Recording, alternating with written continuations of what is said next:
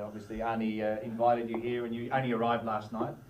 Yeah, I arrived last night, but a few weeks ago, or even longer, I got a call from Arnie, and every now and then we are in contact. But he had a specific question. He said, "I want you to." No, it was not a question. He said, "I want you to come. I want you to come to the game, the friendly games against New Zealand." And without any doubt, I answered in the first second, "I'm coming." Because although the distance is long, but that's to overcome. Because I had beautiful experiences in the past, qualifying through South America, through Uruguay, to for the first time in a few decades for Germany, and that's why I said spontaneously, "I'm coming." So I'm here and I enjoy it. That was my first problem when we. If I talk too long, tell me, please. You talk too long.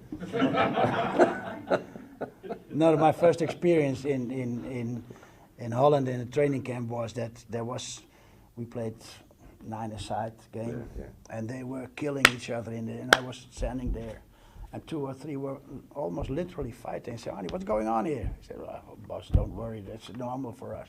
So the spirit is always there with the Australians, and that's what I like before to work in this country as well. Vince Grella. Tom? And? Vince Grella. Come on. No, yeah, that's what I said. All stories are nice when you are in a pub and with a beer, but now it's now, and that's more important. But Vince Grella, he was always in the games also. I liked it very much.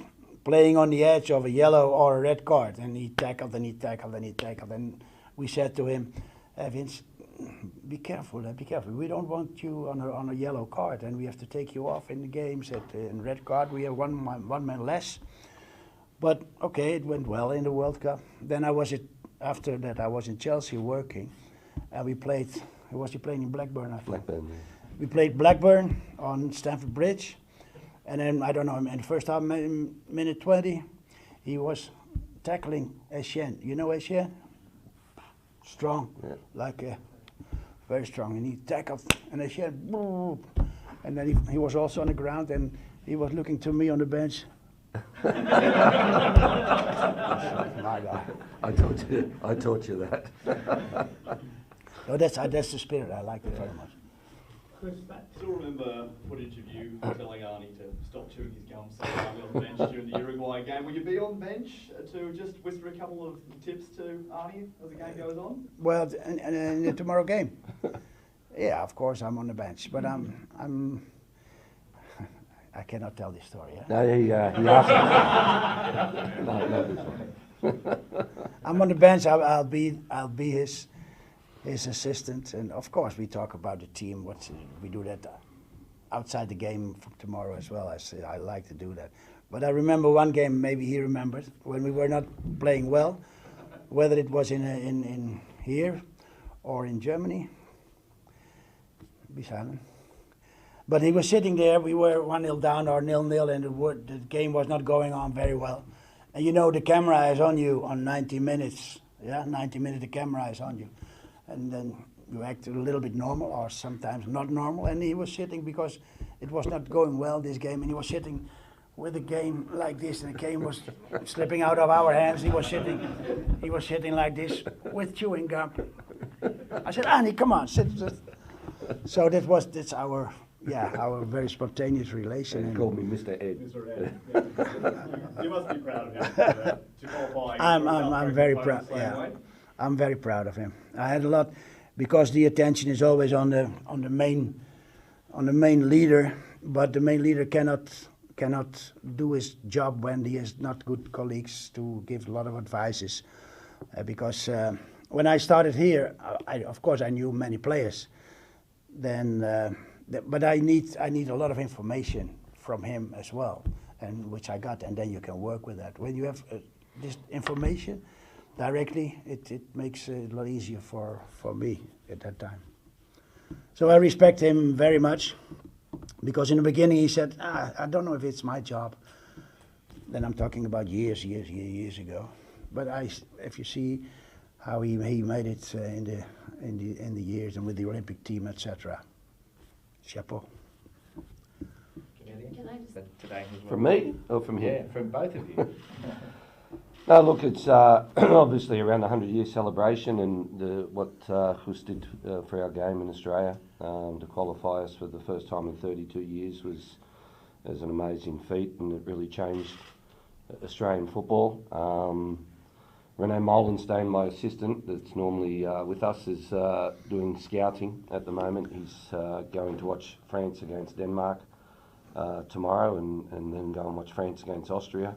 So I just had this crazy thought one night about, bringing back a guy who mentored me, and has helped me so much in my career and in my life that maybe he would like to come out, because I knew, and I do know, how much he loved coaching the Socceroos, because we talk about it so much. But to have him out here really is a fresh set of eyes on the players, and it's part of the reason I brought in an extended squad. 31 players. We need our best for the World Cup. We need the fittest, we need the freshest, and we need the best. And I know with Guus's eye of what he has on talent, but also on the way he speaks to players, that this camp can be a real bonus for that. But realistically, what do they have to do in 2 games to convince you to take them to the World Cup? Well, it's just not 2 games. Obviously, them coming in to see our culture and the way that the Socceroos camp is, but also to learn our way we want to play, we expect them to play. And we're watching them, but they've been selected for this camp because of their form at Clubland. And, for us to get to know the players even a little bit better than what we already do, but also that they've got to go back to their clubs and work hard and be in the best form of their life, because Qatar is a completely different World Cup than in the past. We only get 1 week preparation before the France game. Players have to be at their fittest, the strongest they've ever been.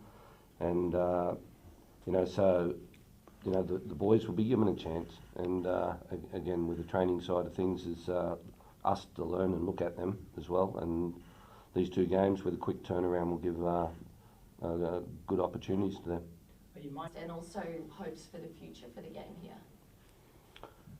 Yeah, look, I think it's a wonderful achievement, wonderful night. 100 years, 624 men have only ever played for the Socceroos in 100 years, which is quite crazy when you think about it. It's an average of six people a year. So, it's going to be a great night. A lot of ex-Socceroos will be here.